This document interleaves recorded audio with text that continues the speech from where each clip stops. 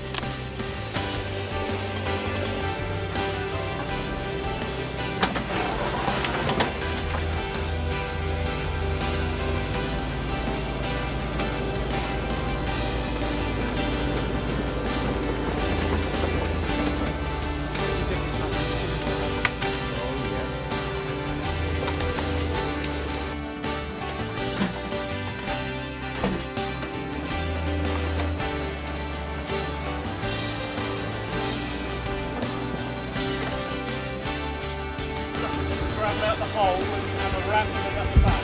I don't want the back end of the pool to be too square. So we can pull some of this material off here slightly.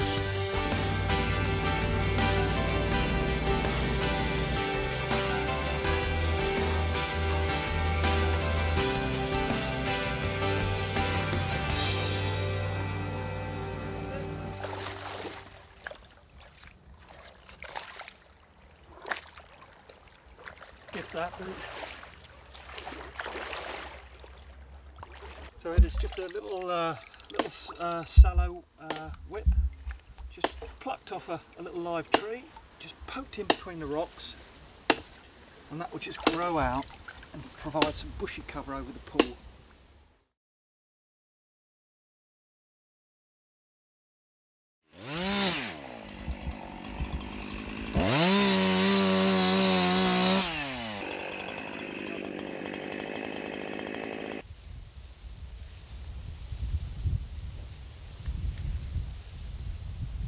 But when you look at the stage between when the little alevins emerge from the gravel to the first birthday, even in pretty good habitat, you're looking at a 95% mortality rate.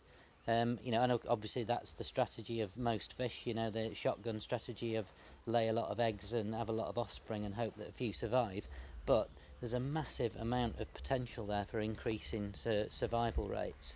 And what we've seen with this technique on a number of rivers is that particularly ones that haven't got a lot of bankside cover, so the ones that are, you see that are very open and grazed and wide and shallow with poached banks from the livestock, where techniques like that are used and the livestock are excluded, the numbers of juvenile fish absolutely rocket.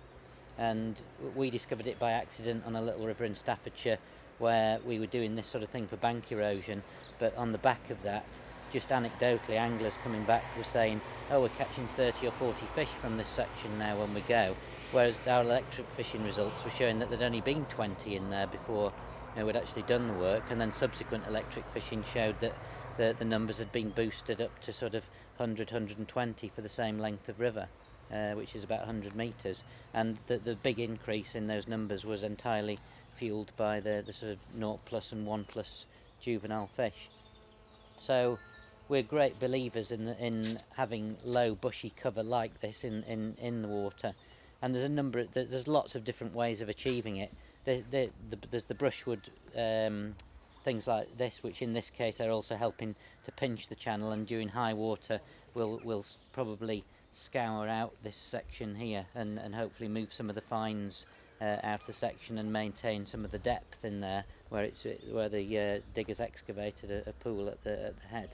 But further down we'll see some examples of what we call tree kickers, which are just small trees and bushes anchored to stumps like this down at the water's edge, which provide instant cover for juvenile fish, and have the same effect. This is one of the sites that the Loughs agency have come through with their grading bucket to reduce fines, to lower the level, and to bring a more gravel-rich substrate to the surface. These sort of riffles, they make fantastic juvenile habitat, but the key areas for spawning are often at the front face, where the water should drive through the gravels. And if you look down here, there's still so much sediment in the bed here, and the gravels are what we call poorly sorted. They're all sizes and shapes. So yeah, the gravel is really poorly sorted. It's heavily infiltrated with sediment and fines, and you can see there's some ideal gravel here for spawning in terms of size, between 20 and 50 mil, but there's a lot of fines. What we will be doing is using some woody debris to sort and blow some of this finer material out of the gravel. But the other thing about the debris is it sorts the gravels into sizes and zones, so that fish can actually home in, depending on how big they are, onto a section of substrate that suits them. So that's what a little device like this will do. And all it is a section of log, like so, where I've cut a little notch in it, put two little spacers on it. It's upside down at the moment, and we're going to drill through here and here, and we're going to peg it into the river.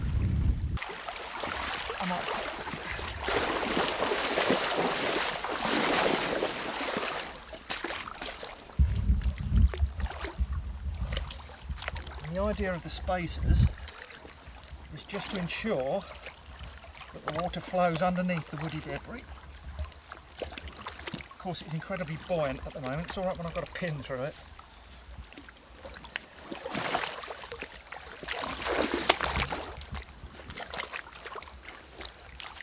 I've got those the wrong way round.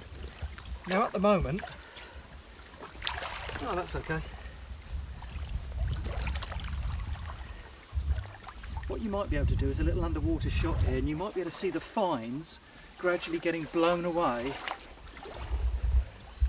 because what happens is the water hits the underside of the trunk and goes down, and as the velocities increase and the river gets more energy, this will drive the flow down here, and it will gradually blow the sediment away, and as the flow gets stronger in a spate, it will sort the gravels. Here, this will be a deeper pot. Actually, it'll be a great place for a fish to lie in too, pre-spawning. So it'll be deeper here, and it'll deposit the gravels into various sizes in this sort of area, and this will be a phenomenally good spot for spawning, because it's smooth laminar flow on the up ramp of gravel. The eggs won't fly all over the place, and then when the eggs hatch and disperse, they'll have all this wonderful habitat to populate. So it should be a good one.